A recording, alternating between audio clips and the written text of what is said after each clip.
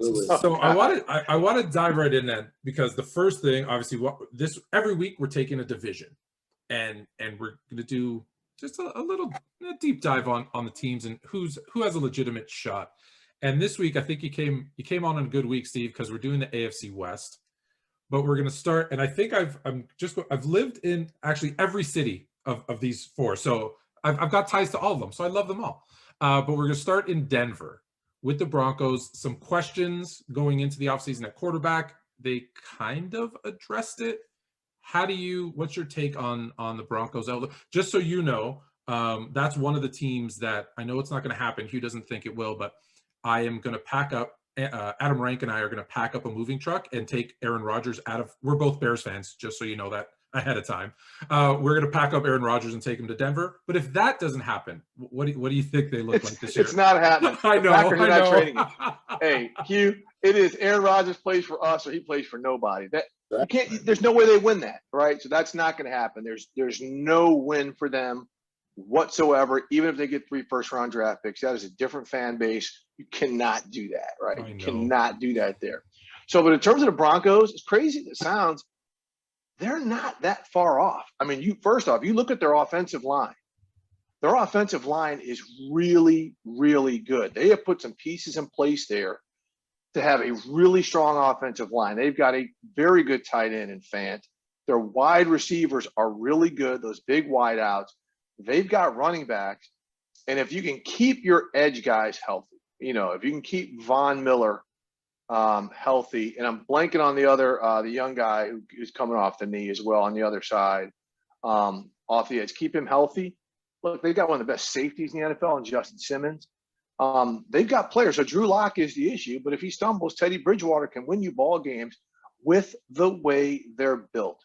The only thing is, when you play the Kansas Cities of the world and when you play the Chargers of the world, you may have to put up 32. And I just don't know if that's the type of team that can consistently put up those types of numbers. Hell, when you play the Raiders, you might have to put up 32. That 32 is going to be a little easier to come by against Las Vegas than it will against Kansas City or the Chargers.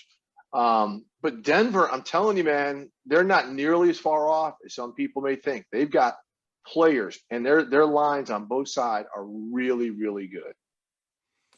Coach, it's weird that we're talking about they got to score 32 with a Vic Fangio defense, but do you think the offense? Teddy Bridgewater obviously is there, as I'm assuming, as insurance, right? Lock's the starter. Do you think they have enough firepower, or is he good enough? Will he be good enough to get them those points that they need? Well, I think that's the question. I think that's the question that has to be answered. I think Steve said it well. They have enough talent, offensive talent. You put Gordon in that as well. You put Judy in that as well. Right. They have ends that can really play. They have an offensive line. They're ready to take off. This is the quarterback position. So Teddy Bridgewater has won games and played at a high level. So that's the reason why he's there. I think this is the time where Vic needs to take that next jump. And he's one of the best defensive strategists there is in football. So it's going to be interesting. They have to score on offense, and they need to score 28 to 30 points a game to be in games, especially in that division, because there's 2 very talented quarterbacks in that division that's going to be playing. So I think if they get off to not a very good start, they will be playing Teddy Bridgewater because they're going to need a spark to uplift their offensive football team. But at the same time, if the defense, they have a new young corner in Surtain, the kid that came from Alabama.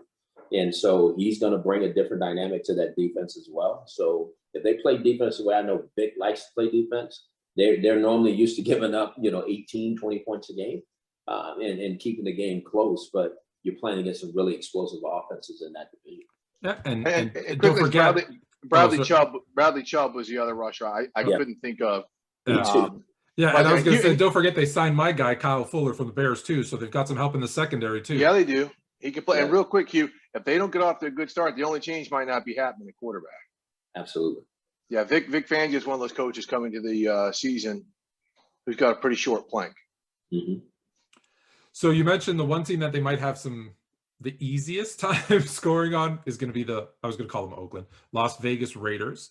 Again, another one where, got I don't want to say questions at quarterback, but questions at quarterback. Is their defense good enough? What's your take on the Raiders? I don't think. Look, the way that John Gruden plays, Derek Carr is fine. That's one of the least of their worries. It's defense. And look, and Gus Bradley coming in there, they're gonna be. I won't say they're going to be. They should be much better. Gus is aggressive. He comes up with some really creative schemes. Hugh, you've coached against him. I mean, he can overload the side of the football with 3 pass rushers. And you're thinking that, okay, all we got to do is slide everybody over there. But those guys are beaters, right? They can beat whatever, but he doesn't have those guys. He doesn't have Ingram and Bosa and Nwosu and guys like that down there. And so I'm interested to see, how he does it. Because again, he tilts the field a lot with his defensive schemes and just has guys who can win one-on-one. They just haven't. I don't. That's a team when they're putting it together. You're like, what's kind of going on? Some people say that they reached for Leatherwood in the first round. I don't know, but look, that's an area they had to address because they're old and they lost a lot of players on that side of the ball. So if he works out, their offense, it should be pretty good because Josh Jacobs is a stud. Yep. I didn't realize he was going to be this good. I mean, he's really, really good, and they're tight end now. Yeah, he's pretty good too. I covered a game against the Dolphins, and he was the best player on the field. I mean, I don't know why they didn't throw it to him 30 times because Darren Waller was catching anything short, intermediate, deep. I would have thrown it to him until they stopped it because Miami tried to single him up, man him up all over the field with some help over the top, and he's too big and he's too fast. So he's a great threat. And again, Derek Carr, people can say what they want to him. He does have some untimely giveaways when he gives it away. It's usually wrong time of the game. But their issues are still on defense, and that's where you can't have them in this division. Because again, you got some quarterbacks, you got some people who can go. You got some wide receivers who can go. Yeah, it's Coach. What's your take on? I know that your old team. Yeah, no, Raiders. The pieces is what bothers me. The Raiders are not built in the same vision as I know the Raiders as big, fast, physical. They've kind of gotten away from that. That's been the Raiders' way for years. And when you look at their team, they're not built like that anymore. They just lost a lot of offensive linemen. They needed to address that. So you got young players that are playing in a scoring division that have to produce really fast. Great runner. They have a young receiver who they drafted high. He disappeared. What is going to happen with him this year? And that was no fault of Derek Carr. I mean, that system that's getting people the ball, that's creating opportunities for players. And John is one of the greatest strategists. So something's not right there. Let's just be honest. Something didn't happen the right way there. But Darren Waller is good as any tight end in the National Football League. There's no question about it. He's big, fast, tough, and he's really developed and come into his own. But defensively, that's going to be the Achilles heel because they don't have great secondary players. They can't cover, and they're in a division where the ball is going to get thrown. And they'll be more simple with Gus because Gus is a tremendous defensive coordinator. But at the same time, you don't have the pieces. You can be whoever you want to be. It just doesn't work out right. You're playing against Tyreek Hill, and you're playing against all these guys that can really play football at a high level week in and week out. That's a big challenge. So I think they're in a tough spot. What's going to happen? What is that organization going to do? I think people are going to start whispering, what should happen there in the future. Do you put another tight end, maybe other than maybe Kelsey and Kittle, above Waller, the way he looked last season? Do you think he kind of is he in that echelon of tight end? Oh, no, I think he is. I think 100%. Put him on those teams, he'd do just what they're doing. 100%. And he's faster than both of them. He's not nearly as tough as a blocker as Kittle. I mean, Kittle's a monster. Yes. But he's fast, man. And I mean, you can't guard him. He's too big. So you mentioned the wide receivers that they're going to face, that defense is going to face. Obviously, one of those teams is the Chargers that just has some offensive weapons. last season a once in a lifetime freak incident. I guess I'll call it an incident. And Tyrod Taylor gets, obviously injured, or the punctured lung, just weird.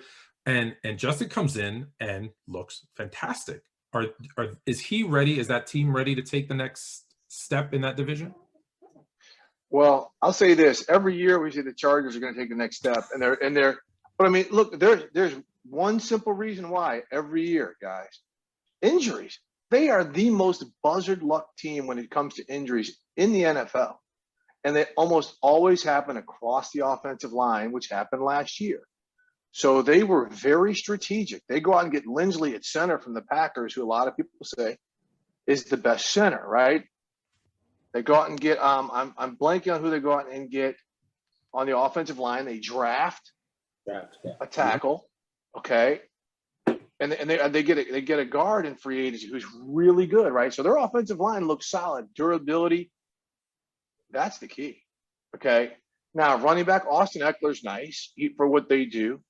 Joe Lombardi comes from the Saints. He's not Alvin Kamara, but he could very much be used in that type of role. That may be where they need a little bit more depth, but we know you got Keenan Allen, you got Mike Williams, you got some guys on the outside. They got Jared Cook, a tight end too, who's going to be a flex tight end for him a little bit. And then defensively, I mean, they could be frightening. They could be frightening now. Their head coach, when he was with the Rams last year, I did not know much about him. But Hugh, some of the stuff that he schemed up, I had not seen before. Like, look, Leonard Floyd was just kind of the dude for those years in Chicago, and he was spectacular. Now playing next to Aaron Donald would do that, but they got the dudes down there with the Chargers. I mean, you got Bosa, you've got Tillery, you've got Nwosu, you got the young inside linebacker out of Oklahoma. They got Derwin James. Now he's healthy. If he's healthy in that scheme, he's going to be used a lot in like a slot outside linebacker, and be used at free and strong. And with that quarterback, I mean, Justin Herbert, they could be a really, really, really good team. I mean, they could be really good. And to me, their only Achilles heel every year was injuries, because they had the players. Yeah, not every team. Obviously, injuries will always play a factor, and you can't predict those. I know obviously the Chargers had some late game issues in the past too, but they looked good. Like I said, Justin Herbert looked good. I was surprised at how good he looked coming in, and I think it hurts some of these other early draft quarterbacks, because you expect them to just come in and play like that too, and not everybody can do that. Coach, I think Chargers defense might actually be underrated very often, but do you think, what is your take on the Chargers? I keep wanting to call them San Diego. I feel like they should go back to San Diego. I don't know. Well, I live in LA, and there's a lot of people here who might. Yes. The Chargers are always the team that, as Steve said, you think they're headed for stardom, and then something happens. Yeah. My biggest concern is here's a guy who broke every rookie record passing last year, set the standard for what rookie quarterbacks should be able to do, but they changed the people around him. And that's, to me, is concerning. I don't care who you bring in. Somebody was able to coach this kid to a level that no one has seen in the National Football League. He set every record. And I thought Pep Hamilton did an outstanding job. So now all of a sudden, that guy's crutch and the way Pep coached him, can they duplicate that? There's a lot of things that says you can't. There's some things that says you can't. We're going to find out. And so I think that's what my biggest concern is. I think they'll be good on defense. There's no question. I think the coach is very well versed at strategy, obviously, but he also came from a team that had two of the most dominant players in the National Football League, and Aaron Donald and Jalen Ramsey, along with some other guys. So I think we got to prove some things here. It's yet to be seen, but they have a tremendous staff. They have a young quarterback who's as talented as anybody. They have an offensive line, as Steve went through, that is, I think, going to be emerging. They have, need to continue to get runners for this quarterback. Defensively, they could be scary. You have Ingram, Bosa. I mean, those guys, two guys together are just a nightmare within itself. I mean, you add all the rest of the talent they have to it. It could be scary. And they play in a division that if they can get it going, they should be able to score, because Keenan Allen is as good as anybody in the league at what he does. And so it's going to be interesting. Real quick. Yeah. Coach said something. I don't know if we're going to circle back and do this with Pep Hamilton. How the hell he's not somebody's offensive coordinator right now is, to me, is one of the bigger travesties of the coaching hiring cycle in the NFL. I mean, he did a very good job. It was Andrew Luck's OC with the Colts. Got caught up in coaching philosophy. You had somebody saying, "We got this great quarterback. We need to throw it 100 times," and Pep's like, "Did you see how good our offense was? We're running it and throwing it." And so, he got caught up in that. But then he goes there, he takes this rook who was getting scout team reps, debuts against the Chiefs, lights it up. Wasn't like they were playing from behind that game. It was toe-to-toe. I covered that game. And Pep did just an incredible job teaching him. Like I said, when you had injury after pounds, he's down. All these guys in the offensive line are down. Hunter Henry's in and out of the lineup. And he coaches his kid up, and and Pep, I mean, he really didn't get any serious sniffs to be an OC, which is amazing, especially because he's a quality human being as well. Mm-hmm. Mm-hmm. Coach and I many times have talked about it. It's as much the QB coach, the OC around the quarterback that will make or break their whole career in those first early years, those developmental years. And not enough people look and give them enough attention, because they're the keys to any quarterback success, any team success, really.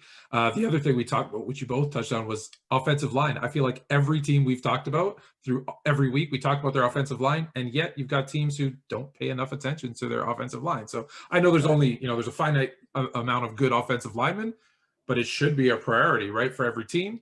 I want to circle back, because I mentioned they should move back to San Diego. They should also take that team, right, that plays in our arena, coach, that basketball team, and take them down to San Diego with them, I think. Absolutely. Get the Clippers out. Get paper clips. All right. So the last team, I don't know if you've covered them much over the last couple of years. They got a pretty good quarterback too.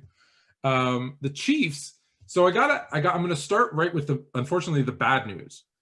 Can the Chiefs be the team?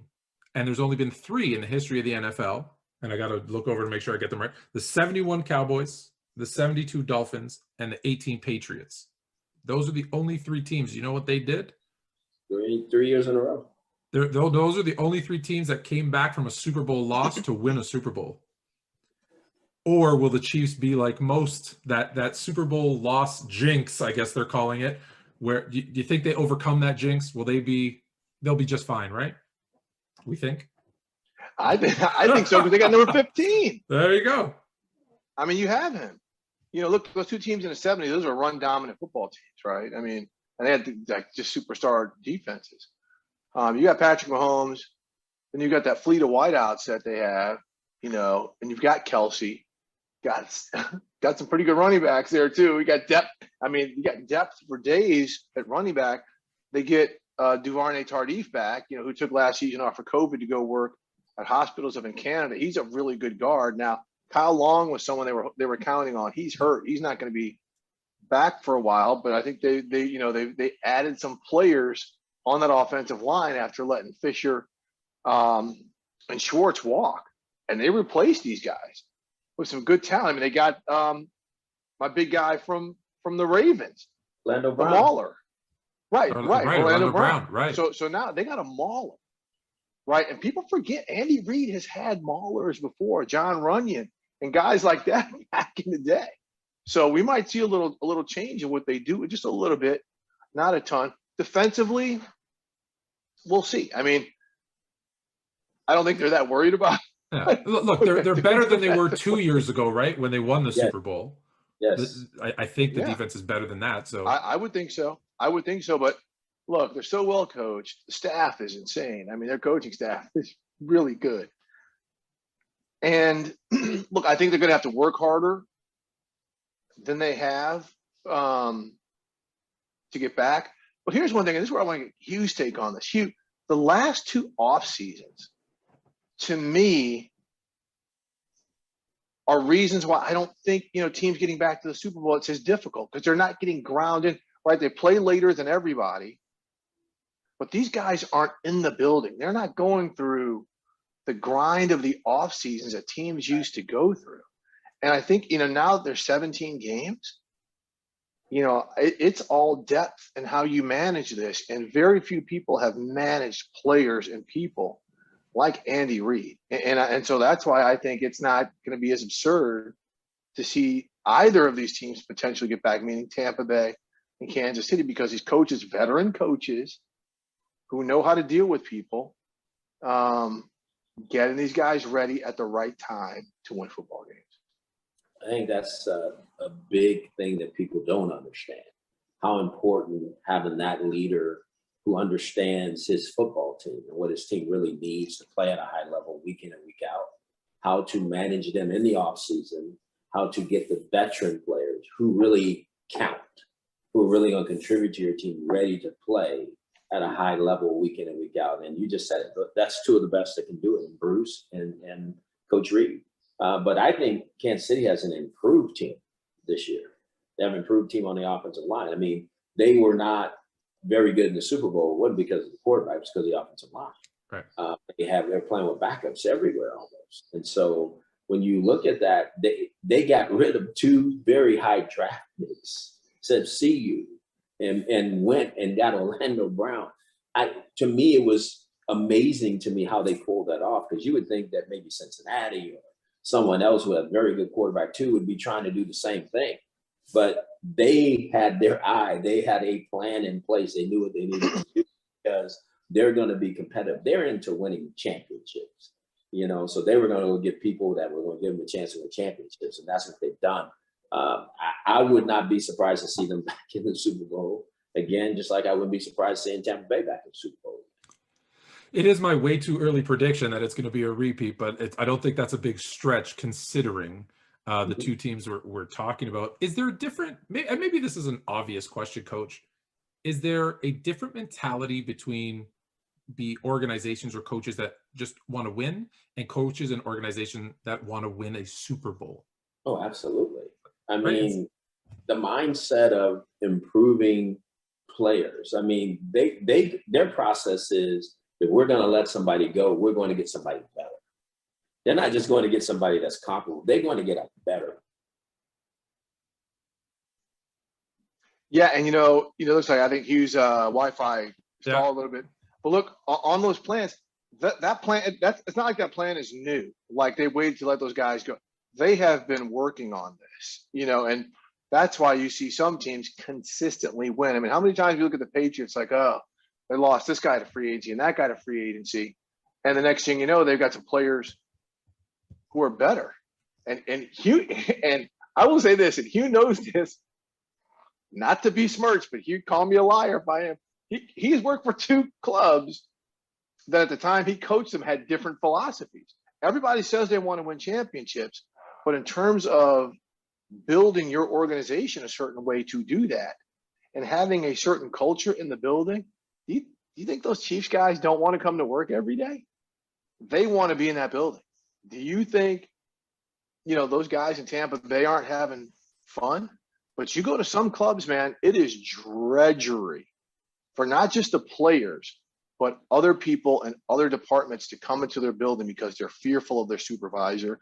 That's because their supervisor is fearful of the owner or fearful of telling somebody something where there's so many different layers that aren't connected. That's not in Kansas City, right? That's not with the Rams. That's not with the 49ers. That's not with the Patriots. That's not with the Buffalo Bills. That's not with the Buccaneers. And that's why those teams are going to consistently be there, because even when there is turnover, they already have somebody in the chute, not just an idea, but somebody in the chute to fill that void, who coaches can coach, who players want to play with, and someone who fits properly into the culture that they've established. But not everybody enjoyed their time in Kansas City. Oh, hold on, Coach, you're on mute. What Steve just said is so true. The culture of the teams he mentioned just go look at it. Those guys are about winning. Yeah. They're not about anything else. And like you said, people say they want to win, but you can look at how they draft. You can look at who's on the team and what they're trying to do. And you can tell pretty quickly where this is going to hit. So, sometimes running a business is different than winning a Super Bowl. Absolutely. Sometimes they meet and it's good, but sometimes they don't. Most times they don't. No. I'm trying to be nice.